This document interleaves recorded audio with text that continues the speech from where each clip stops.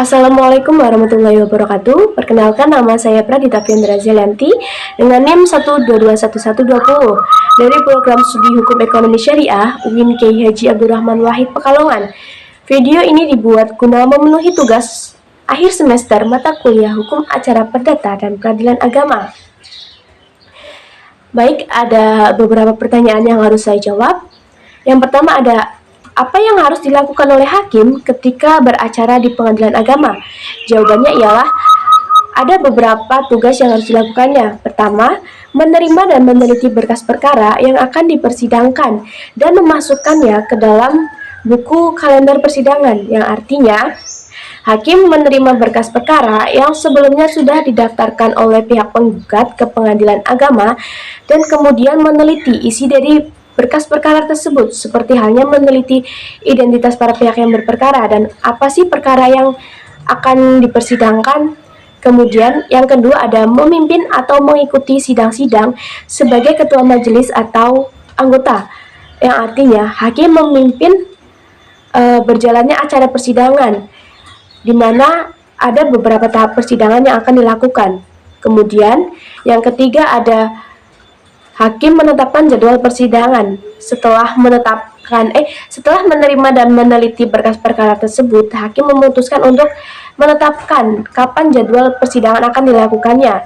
Kemudian yang keempat, menetapkan sita jaminan atas perkara yang ditanganinya. Artinya, hakim menetapkan sita jaminan terhadap barang-barang yang dimiliki oleh pihak tergugat yang dibantu oleh jurusita. Kemudian yang kelima ada mengonsep putusan atau penetapan, yang artinya hakim mengonsep putusan atau memikirkan apa sih putusan yang tepat atas perkara ini gitu. Ada beberapa putusan yang dapat dilakukan oleh hakim, yaitu gugur, verdict, kontradiktoir, deklaratoir, kondemnatoir, konstitutif, putusan selah, dan putusan akhir. Kemudian setelah mengonsep putusan tersebut, hakim akan mengecek kembali putusan tersebut atau penetapan, yang artinya apa putusan tersebut sudah sesuai dengan perkara yang akan dijatuhkan atau putusan yang akan dijatuhkan gitu. Setelah meng-cross-check kembali putusan tersebut, hakim akan kemudian yang ketujuh ada memonitoring perkara-perkara tundaan yang menjadi wewenangnya untuk proses tindak lanjuti bersama panitera pengganti. Kemudian yang kedelapan ada bertanggung jawab atas pembuatan dan kebenaran berita acara persidangan, kemudian menandatanganinya bersama panitera pengganti untuk melanjutkan ke sidang berikutnya. Kemudian yang kesembilan ada menandatangani putusan atau penetapan. Jadi ketika putusan tersebut sudah sesuai dan sudah adil, tidak merugikan salah satu pihak, hakim akan menandatangani putusan tersebut dan akan dijatuhkan putusan tersebut. Kemudian yang ke-10 ada membantu atau membuat gugatan lisan bagi para pihak yang tidak bagi para pihak pencari kebenaran yang tidak bisa baca tulis. Artinya hakim dengan sukarela membantu atau membuatkan gugatan lisan bagi para pihak yang kurang mampu atau ada cacat dalam baca tulis.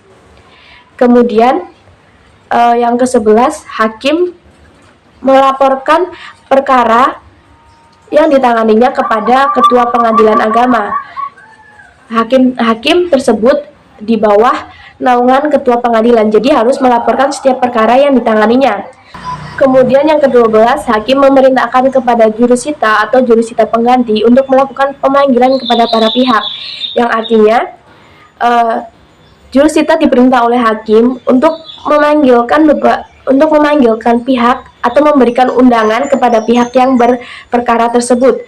Kemudian yang ke-13 ada hakim mengawasi panitera pengganti dan jurusita atau jurusita pengganti atas perkara yang ditanganinya, karena takutnya ada kecurangan yang dilakukan panitera pengganti dan jurusita ataupun jurusita pengganti atau bersekongkol dengan para pihak yang berperkara tersebut.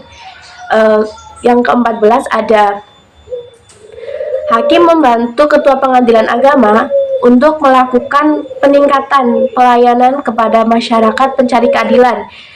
Yang terakhir ada hakim melakukan tugas khusus yang diberikan oleh atasannya, berarti yang diberikan oleh ketua pengadilan agama tersebut. Kemudian pertanyaan yang kedua ialah bagaimana komparasi spesifik hukum acara perdata di pengadilan negeri dan pengadilan agama? Jawabannya ialah secara yurisdiksi pengadilan negeri memiliki yurisdiksi atas seluruh kasus yang tidak secara khusus diberikan kepada pengadilan lain seperti pengadilan agama. Sedangkan di pengadilan agama sendiri memiliki yurisdiksi terhadap kasus yang berkaitan dengan hukum keluarga Islam atau perkawinan, hibah, waris, zakat, wakaf, zakat, dan infak, dan lain sebagainya. Kemudian pertanyaan yang kedua ialah bagaimana komparasi spesifik hukum acara perdata di pengadilan negeri dan pengadilan agama? Jawabannya ialah secara yurisdiksi pengadilan negeri memiliki yurisdiksi terhadap semua kasus yang tidak secara khusus diberikan kepada pengadilan lain seperti pengadilan agama. Kemudian di pengadilan agama memiliki yurisdiksi kasus tentang hukum keluarga Islam, yaitu seperti perkawinan, terus hibah, waris, zakat, wakaf, infak, zakat, dan lain sebagainya. Kemudian yang kedua yaitu hukum yang digunakan di pengadilan negeri. Hukum yang digunakan ialah Kitab Undang-Undang Hukum Perdata dan hukum acara perdata dalam prosesnya. Sedangkan di pengadilan agama menggunakan kompilasi hukum Islam dan hukum acara perdata dalam prosesnya. Kemudian dalam proses persidangan, dalam proses pengadilan, hukum pengadilan negeri melakukannya yaitu dengan melalui putusan hakim, sedangkan di pengadilan agama melakukannya bukan hanya dari putusan hakim tetapi juga dengan melakukan mediasi. Jadi sedikit berbeda dengan pengadilan agama.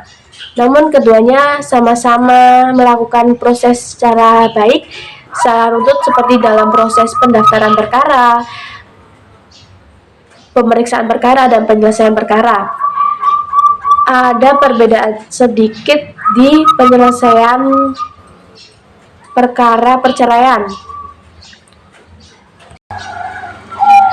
Oke, kita lanjut ke pertanyaan yang ketiga, yaitu bagaimana harapan Anda terhadap hukum acara perdata dan perdata agama di masa yang akan mendatang? Harapan saya yaitu yang pertama tentang keadilan, karena menurut saya keadilan di masa sekarang itu masih kurang tepat, kurang pas, karena seharusnya keadilan itu lebih mudah diakses oleh semua pihak, semua orang, tanpa harus memandang sosial, ekonomi, dan latar budaya, tanpa adanya diskriminasi. Jadi harus lebih ditingkatkan lagi tentang keadilan. Kemudian tentang hak-hak individu, semua orang pasti mempunyai hak-hak yang harus dipertahankan. Jadi seperti hak-hak anak, hak-hak perempuan yang sering mendapatkan kekerasan. Karena di masa sekarang itu masih banyak anak dan perempuan yang sering kurang mendapatkan hak-hak perlindungan tersebut. Kemudian tentang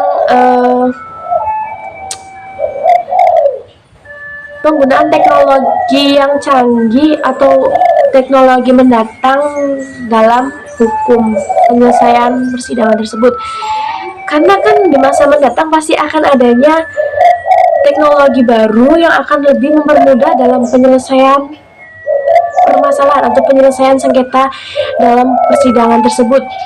Jadi saya harap bisa lebih digabungkan lagi agar menjadi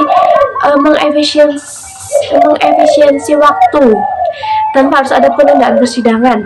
Kemudian ada peningkatan kualitas hakim dan tenaga profesional, yang artinya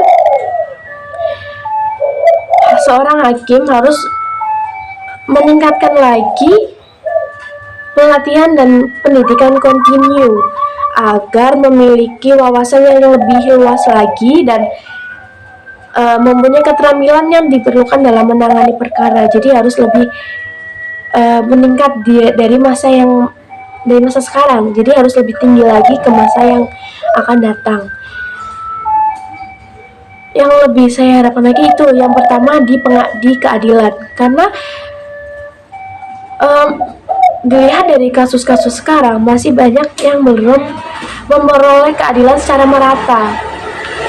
Itu harapan saya terhadap hukum acara perdata dan perdata agama di masa yang akan mendatang. Sekian dan terima kasih. Maaf apabila ada kesalahan atau jawabannya masih bertele-tele. Sekian, terima kasih. Wassalamualaikum warahmatullahi wabarakatuh. Bye bye. Thanks for watching video saya.